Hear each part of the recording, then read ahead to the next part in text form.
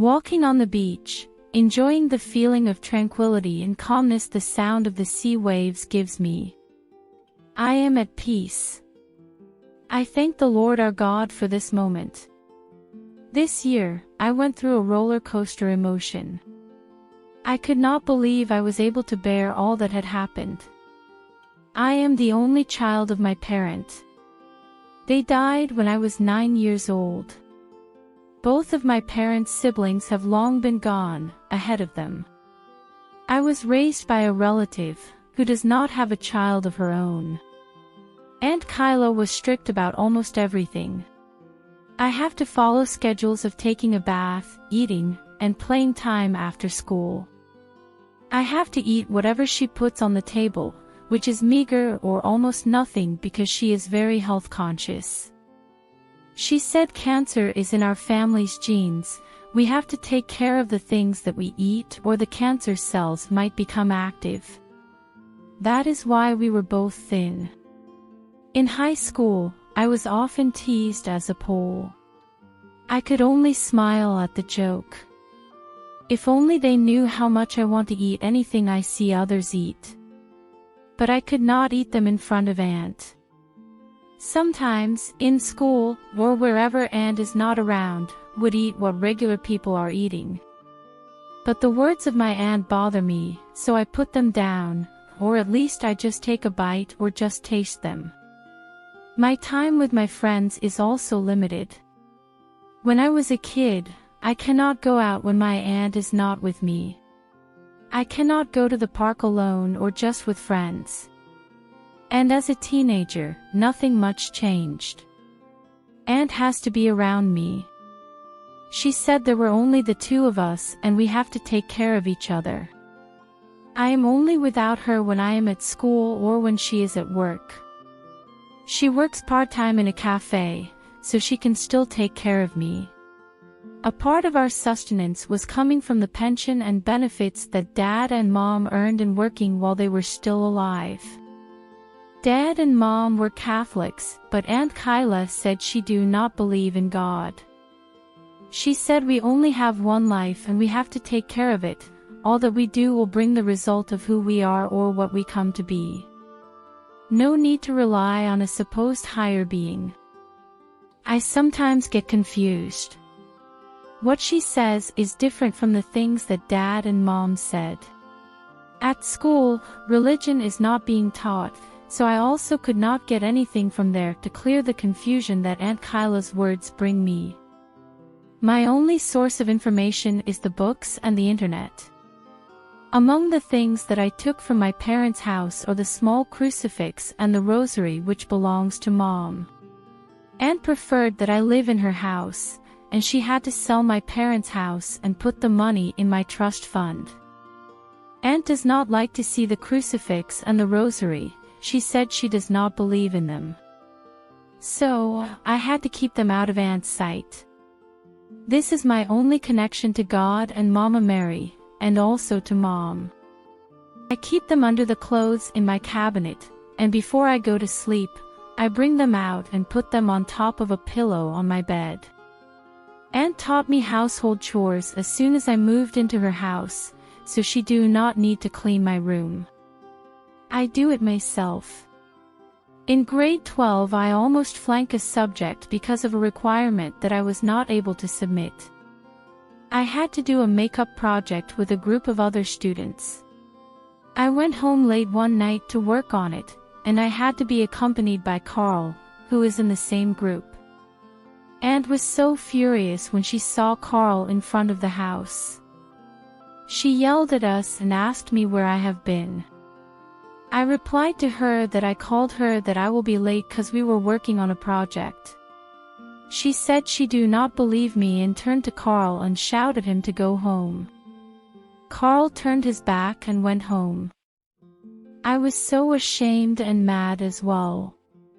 Inside, Aunt kept nagging me and told me that I should not be flirting as early as now and should be focusing on my studies. I replied I was not flirting and was only working on a school project. She yelled at me all the louder. I went to my room and did not eat dinner anymore. I lay in my bed crying and hoping that Dad and Mom are here. I want to feel their warm hug and protection again. I miss them so much, all the more. I fell asleep like that. I dreamt of Dad and Mom working with me in the kitchen as if they were alive. After that, I also dreamt of a beautiful lady all in white. She was smiling down at me as I sat lonely on a chair. I knew it was the Blessed Mary that Mom used to tell me when she was still alive. When I woke up, I felt light, and became harder on me. One day I had enough and do not want to go home anymore. I went with my classmates and attended a party and had some drinks. Shane, my best friend, went with me, but she did not drink much. I got drunk as I am not used to drinking and could not walk straight anymore. Shane brought me to Aunt's house, who of course went mad upon seeing me drunk. She does not want to let me inside the house. If it was not because of Shane, I might have slept on the porch. My life at my aunt's house became more miserable. There was almost no food in the kitchen. Shane knew all this, and so at school, she starts bringing food that she can share with me so that I will have something to eat when there is no food at Aunt's house. With the stress and lack of food, my body weakened. Many times, I feel sick, sometimes with either stomach or abdominal pains. There were days that I felt too weak to go to school. I turned 18, and at school, my friends brought a small cake we all shared during the break. Aunt did not even bother to greet me that day. One morning during our physical education class, I fainted. I was brought to the hospital by our school nurse. I undergo several laboratory tests, and Shane stayed by my side. When Aunt arrived at the hospital in the afternoon, the doctors told us the diagnosis of ovarian cancer at 3rd stage. I will have to undergo some procedures and treatments. We were told of the price of the procedures and treatments, and they were indeed pricey. I told Aunt since I am already 18, I can now use and touch my trust fund, which was put up from the sales of the house of my parents. Aunt said there was no trust fund. She had to pay the mortgage of the house or we will not have a house to live in. And that she also used the money so that we have food to eat and money to pay the bills. I was shocked. All along I thought I will have some money to start a life separated from Aunt. My hopes for an independent life melted away. And we do not have any money for my treatment. What else could go wrong? When I was released from the hospital, I still went home with Aunt and planned to just rest for a few days, and I will leave once I gain more strength and feel better. The following night, Aunt did not come home. In the morning when I found out that she is still not in the house, I called her work. I was told she left the workplace right after her duty. I somehow got worried. This never happened before. I tried to call some people we know and they do not have any idea where she is. A few more hours I heard a knock on the door. It was the police. Aunt was found in her car on the road. She had a heart attack. At the funeral, some friends and neighbors helped and came. Despite Aunt Kyla's harsh treatment, I loved her as she has been my companion for many years.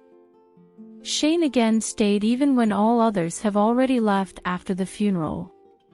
She also accompanied me to my aunt's house for a few days. I decided I will sell my aunt's property as I do not need such a big house for myself. And I also needed the money for my treatment. And anyway, this property was paid from the sales of my parents' house. After the sale of Aunt Kyla's property, I took a small house by the beach. I put the crucifix and the rosary on the small altar I set up in my room. I decided to stop going to school in the meantime so I can focus on my needed treatment. On my first night at the beach house, I dreamt of my parents again, helping me in the kitchen, and the lady all in white who had such a very beautiful smile. There was a small chapel not too far from my beach house. That day, I passed by it and entered. I knelt and prayed. After so many years I prayed, if it can be called a prayer. I cried and asked God why He had to take both of my parents when I was only 9 years old. I asked Him why I do not have any siblings to take care of me and had to be taken care of by a relative. I asked Him why I had to have cancer, and why take away the only companion I have, who is Aunt Kyla. But in my heart, I knew I also have to thank God for seeing me through. I thanked Him for my parents who are with me in a special way, even only in my dreams. After pouring out all the pain inside me and crying all the tears I could shed, I stood up. And just when I was about to turn, I saw at the side of the chapel a white statue. I looked at it and stared. I came near it to look closely. It was the lady all in white in my dreams. At the base of the image, it says, "Our Lady Mary, Mediatrix of all grace." I hugged it and cried silently, "Mama. Mama." I went out of the chapel feeling more at peace.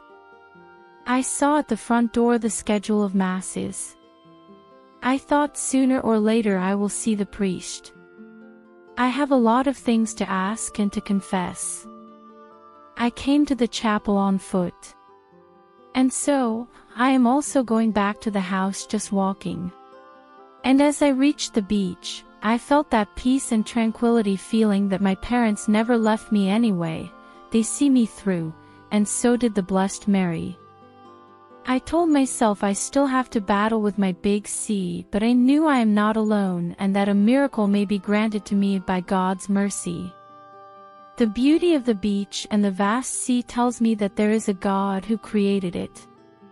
And I can say trustingly, I believe in God. Thank you so much for listening to my story. Please like, share, and subscribe to this channel for more stories of faith.